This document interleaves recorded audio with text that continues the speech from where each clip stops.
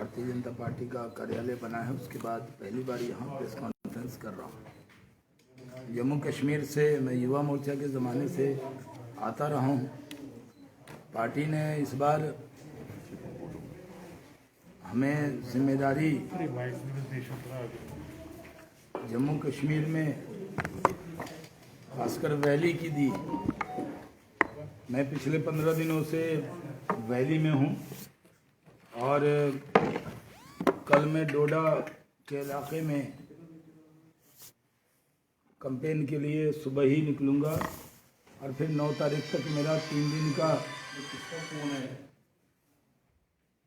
जम्मू का दौरा है। फिर इसके बाद मैं कश्मीर वैली में मेरा कार्यक्रम है, मैं इलेक्शन तक उधर ही रहने वाला हूँ। ये डिस्ट्रिक्ट डेवलपमेंट काउंसिल का चुनाव है। इस चुनाव में जो हमारे मुखालिफ लोग हैं वो डेवलपमेंट शब्द से डी शब्द से भाग जाते। खासकर जो गुपकार गैंग है, जो गुमराह गैंग भी है, खुद भी गुमराह है, लोगों को भी गुमराह करता है।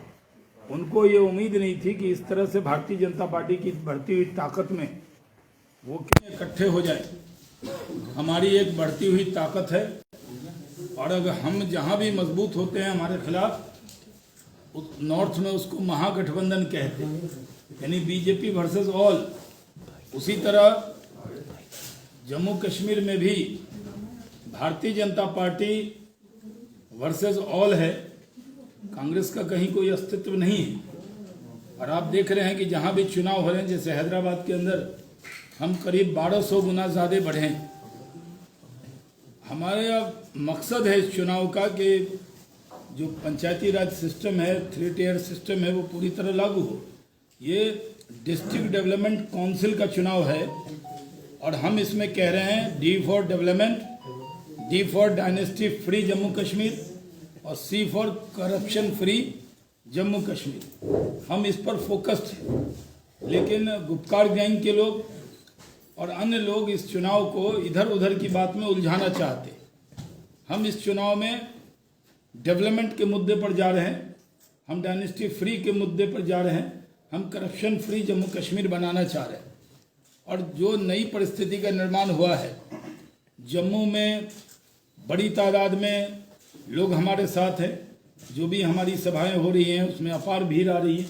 और ये सही है कि जम्मू के दिल में भारतीय जनता पार्टी बसती है। और कश्मीर वैली के अंदर भी जिस तरह का रिस्पांस आया है, कल वेलहम इलाके में जब मैं कैंपेन में गया, वो इलाका जो हिजबुल का नंबर 2 कमांडर है जो पाकिस्तान में रहता है, आमिर खान, उसका इलाका माना जाता है, लेकिन उसमें भी हमने भारतीय जनता पार्टी का झंडा कल लहराया है। और जिस तरह वहाँ रिस्पांस आया वो भी एक अपने आप में बड़ी बात है। मैं इस पूरे चुनाव में हमारे विरोधियों को चुनौती देता हूं कि जो भी बात करनी है डेवलपमेंट पे करो, लेकिन यहाँ पर राजतंत्र के बाद लोकतंत्र लाने में कोई जो कोशिश हुई थी वो नहीं हुई। एक नेहरू गांधी परिवार के लोग, उसकी डायनेस्टी है, कांग्रेस हुकूमत करती रही। दूसरा अब्दुल्ला फैमिली जिसके 4 लोग रहे, जीएम शाह जी को जोड़ लें तो 4 चीफ मिनिस्टर रहे। अब तीसरी डायनेस्टी है मुफ्ती सईद साहब की, जिनमें महबूबा जी और मुफ्ती साहब, इन लोगों ने हुकूमत करके आज भी कुछ नहीं किया। जो कुछ भी किया है वो हमने किया। आज कोरोना काल में मैं कई इलाके में गया हूँ, लोगों ने कहा कि अगर नरेंद्र मोदी जी ना होते तो हमारा क्या होता। गरीबों को अनाज पहुँचाना, उनकी चिंता करना। यहाँ जम्मू में भी, कश्मीर में भी जितना भारतीय जनता पार्टी के कार्यकर्ताओं ने लोगों की उम्मीद पर खड़े उतर कर काम किया है, इसकी मिसाल पूरे देश में दी जा रही है। यहाँ के लोगों को, हमारा मकसद है जम्मू कश्मीर को दुनिया का सबसे बड़ा टूरिज्म का हब बनाना। आज भी जितने टूरिस्ट माता वैष्णो देवी में आते हैं उतनी बहुत सी जगह नहीं जाते हैं, क्योंकि जम्मू में जम्मू के लोगों के लिए माता वैष्णो देवी का यहाँ पर मंदिर होना और उससे भी बड़ी बड़ी तादाद में टूरिस्ट का आना।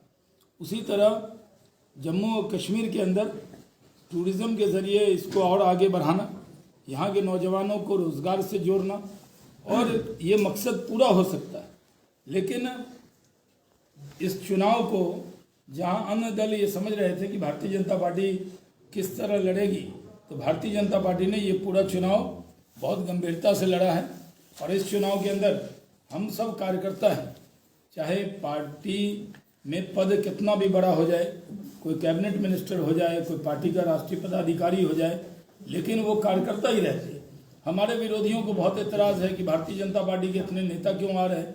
अरे हम कार्यकर्ता हैं, हम अपनी पार्टी का कमल के फूल का प्रचार करने, कमल के फूल के झंडे को लहराने के लिए अगर जम्मू कश्मीर आ रहे हैं तो उनके नेताओं को भी घूमना चाहिए। वो घूमते नहीं, वो सिर्फ इल्ज़ाम लगाते। फारूक अब्दुल्ला, उमर अब्दुल्ला, महबूबा मुफ्ती या गुपकार गैंग के जो लोग हैं वो जम्मू कश्मीर के लोगों को गुमराह करना बंद करें। पहले भी 70 साल तक इन लोगों ने गुमराह किया, अब कोई गुमराह होने वाला नहीं। सोशल मीडिया का दौर है, एक बात भी छिपती नहीं है, सब बात सामने आती है और सब जानते हैं कि राजतंत्र के लोग हैं। इनके परिवार के कभी किसी व्यक्ति को कुछ नहीं हुआ, इनके बच्चे बाहर पढ़ते हैं और ये खुद लोग यहाँ के बच्चों के को हथियार थमाते हैं। हमने पहले भी कहा, घाटी में भी कहा कि हम नरेंद्र मोदी जी आपको कलम थमाना चाहते हैं, हथियार छोड़िए, कलम उठाइए और जो आतंकवाद करेगा वो ऑल आउट कर दिया जाए। हमारे पास जिस दिन इंफॉर्मेशन आती है कि अभी बड़ी इंफॉर्मेशन मिली, जो बड़ी घटना को हमारे सिक्योरिटी एजेंसीज ने अगर उसको पकड़ा ना होता, उनका खात्मा नहीं किया होता, तो बहुत बड़ी साजिश है जो 26/11 पे होनी थी उसको नाकाम किया। हम लोग यहाँ के किसानों के लिए, यहाँ के लोगों के लिए जितना भी कर सकते हैं वो कर रहे हैं। लेकिन सबसे बड़ा जो हिस्टोरिक ओकेज़न है कि इस चुनाव में पहले भी आपको याद होगा कि जब गडकरी साहब अध्यक्ष थे तो राजनाथ सिंह जी के नेतृत्व में एक टीम बनी थी कश्मीर कमेटी, और उसमें मुझे सौभाग्य था कि मैं भी उसमें मेंबर था, जिसमें राजनाथ सिंह जी, नड्डा जी, अपने रविशंकर प्रसाद जी, माया सिंह जी और मैं उस डेलीगेशन में यहाँ आए थे। और हमने जाकर उन लोगों का दर्द देखा था जिनको वोटिंग राइट नहीं था, जिनको वाल्मीकि समाज के लोगों का से हम मिले थे, पाकिस्तानी रिफ्यूजीज से मिले थे, वो जो वहाँ गोरखास थे उसको भी वोट कास्ट करने का जो अधिकार नहीं था, सबसे मिले थे। और मैं मानता हूँ कि इस चुनाव में पूरे देश के अंदर इस बात की चर्चा है कि अपने ही मुल्क में वोट डालने का उनको एक अधिकार मिला, जो लोकल बॉडी में नहीं डाल पाते थे उनको अधिकार मिला और जश्न के साथ उन्होंने वोट डाला। मैं मानता हूँ कि ये जो गुपकार गैंग के लोग हैं ये गैंगअप क्यों हुए, इनको बड़ा एतराज़ होता है कि हम उनको गैंग क्यों कह रहे हैं। अरे भाई, आप गैंगअप हुए हैं तो गैंग नहीं कहा, हमने आपको गैंग ऑफ वासेपुर तो नहीं कहा, लेकिन आपने गैंग ऑफ वासेपुर से भी ज़्यादा काम किया है ना। आपने जम्मू कश्मीर के में लूट की छूट दी अपनी हुकूमत में, आपने जम्मू कश्मीर को लूटने का काम किया। जम्मू कश्मीर की आवाम इंसाफ चाहती है और नरेंद्र मोदी जी वो इंसाफ देकर रहेंगे। हमने कहा न खाएंगे और न खाने देंगे। जिन लोगों ने जम्मू कश्मीर को लूटा है, जिन्होंने रोशनी स्कीम बनाकर सारी रोशनी अपने घर में पहुंचा ली है, आम लोगों को वो रोशनी नहीं पहुंची, वो रोशनी आम आदमी तक हम पहुंचाएंगे। हमारे लिए गुपकार गैंग के लोग जो हैं उनको जवाब देना चाहिए कि आखिर आजकल बदली बदली जबान क्यों है। फारूक अब्दुल्ला साहब कभी पार्लियामेंट में जाते हैं तो जोर से भारत माता की जय कर देते हैं, कहीं राम धुन भी गा देते हैं और वहां पर जाकर कहते हैं हम चाइना को बोलेंगे। कभी महबूबा मुफ्ती कहती हैं कि पड़ोस वालों से बात करो। अरे ये डिस्ट्रिक्ट डेवलपमेंट काउंसिल का चुनाव है, डेवलपमेंट पे क्यों नहीं बात करते। मैंने आम आवाम से मिलकर बात की है। मैं बहुत सारे कश्मीर के तो हर डिस्ट्रिक्ट में गया हूँ, जम्मू में आज से मेरा दौरा शुरू है। मैंने लोगों का नफ्स जाकर देखा है, लोग डेवलपमेंट चाहते हैं, अपने बच्चों की तरक्की चाहते हैं और ये कोई और नहीं दे सकता, ये बीजेपी दे सकती है। बीजेपी मिलिटेंसी के खिलाफ, सेपरेटिज्म के खिलाफ और जो यहाँ फोर्स है, बांटने वाली फोर्स, उसके खिलाफ पूरी तरह इकट्ठे होकर लड़ने का काम कर रही है। आज मोदी जी के नेतृत्व में हम पूरी तरह ईमानदारी से सरकार चलाने की काबिलियत रखते हैं। आपने देखा कि मेरे ही स्टेट में, बिहार में, जब पहले फेज में पहला फेज हम लोग बहुत अच्छा नहीं जीते। अगर फर्स्ट फेज को देख लेंगे तो हम सरकार में नहीं आते। लेकिन जैसे ही नरेंद्र मोदी जी के मुबारक कदम बिहार की सरजमी पे पड़े, पहली सभा उन्होंने गया में और भागलपुर में की और उसके बाद से उन्होंने 12 सभा की। आपको मैं बता दूं, नरेंद्र मोदी जी की आमद से लोगों ने इस पूरे चुनाव में नरेंद्र मोदी जी के नाम पर और बीजेपी की जो इमेज है उस पर वोट देते हुए हमें सेकेंड और थर्ड फेज में क्लीन स्वीप दे दिया। और क्योंकि कांग्रेस पार्टी तो ऐसी है, उसका नाम लेना भी लगता है, जैसे कोई आदमी गुजर जाए तो नाम नहीं लेते, ज़्यादा उसका दुख भी नहीं होता है। उनके बारे में बोलते हुए वो इस लायक भी नहीं रहे कि उनके बारे में चर्चा हो। वहाँ पर आज कांग्रेस की हालत ये है कि कांग्रेस पार्टी को नहीं पता, उनके नेता 2 दिन प्रचार करते हैं, 2 दिन जाकर मसाज कराते हैं, आराम करते हैं, पैर में दर्द हो जाता है, बदन दुखने लगता है और उसके बाद उन्हीं के नेता उनको चिट्ठी लिखती। और ऐसी पार्टी जहां जिस पर कांग्रेस का पंजा लगता है, देश पर लगा तो देश की हालत खराब हो गई, जम्मू कश्मीर पर लगा तो जम्मू कश्मीर की हालत खराब हो गई।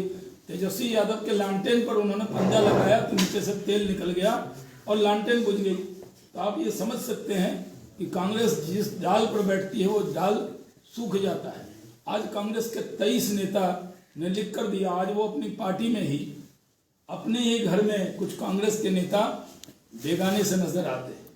और मैं मानता हूं कि इसमें कांग्रेस, एक हमारे गृह मंत्री जी के ट्वीट के बाद कांग्रेस बैकफुट पर आती है। गुपकार गैंग जो बनाया उसने, प्लानिंग उसने की, उसी के मोहरे थे ये। उन सब ने कहा कि अब गुपकार गैंग में कांग्रेस नहीं है, लेकिन पर्दे के पीछे सारा खेल वही करती है। उनके नेता जो बयान यहाँ देते हैं वो बयान कहीं दिल्ली में अलग देते हैं। और सबसे बड़ी खुशी की बात है कि जो इस चुनाव में भी आप जान रहे हैं कि एसटी के लिए रिजर्वेशन फर्स्ट टाइम हुआ है। जो सेंट्रल स्कीम है वो पूरी तरह उस पर खासकर महिलाओं के लिए वो बेनिफिट्स की पूरी तरह उसको जो स्कीम है उसका फ़ायदा अब सीधा हो रहा है। जो फ़ायदा भारत के संविधान में शाहनवाज हुसैन को है वही फ़ायदा आपको भी जम्मू कश्मीर में मिला है। यानी पूरा देश एक है। आज बाबा साहब को हमने श्रद्धांजलि दी है, जो उन्होंने संविधान दिया, जो वो चाहते थे, एक त्रुटि जो रह गई थी वो नरेंद्र मोदी जी ने उसको ठीक किया। उसके बाद हम लोग उस माहौल को देख रहे हैं। मैं तो ये मानता हूँ कि वो कांग्रेस में 2 तरह के हैं, खासकर यहाँ तो जो भी बयान देता है उसको किनारे कर दिया जाता है, जो इंटरनल डेमोक्रेसी की बात करता है उसकी ज़बान बंद कर दी जाती है। जो ज़बान कांग्रेस में एक आदत हो गई है कि अगर कांग्रेस का नेता कलम उठाकर कुछ लिख दे, राहुल जी सोनिया जी को चिट्ठी, तो उसके हाथ कलम कर दिए जाते हैं। अगर वो ज़बान थोड़ा सा खोले तो ज़बान काट ली जाती है। ये कांग्रेस की आदत बन गई अपने लोगों के लिए। तो आप जानते हैं कि जम्मू के जो नेता थे गुलाम नबी साहब, आजकल वो भी अपनी पार्टी में उनको बेगाने जैसा व्यवहार हुआ है, क्योंकि कांग्रेस में वो तो नबी के गुलाम थे, वो नहीं गुलाम नबी, नबी का गुलाम। बाकी कांग्रेस में जो नेता हैं वो ज़्यादातर सोनिया जी, राहुल जी, प्रियंका जी के गुलाम हैं। तो गुलामी में एक से एक बयान आते हैं उनके, उनका काम ही बयानबाजी करना। मैं मानता हूं कि जम्मू कश्मीर में, हम जम्मू रीजन में भी और वैली में कश्मीर में भी बीजेपी का परचम लहरा कर दिखाएंगे। जिस तरह का सपोर्ट जनता का है, जनता की उम्मीदों पर पूरी तरह खरे उतरेंगे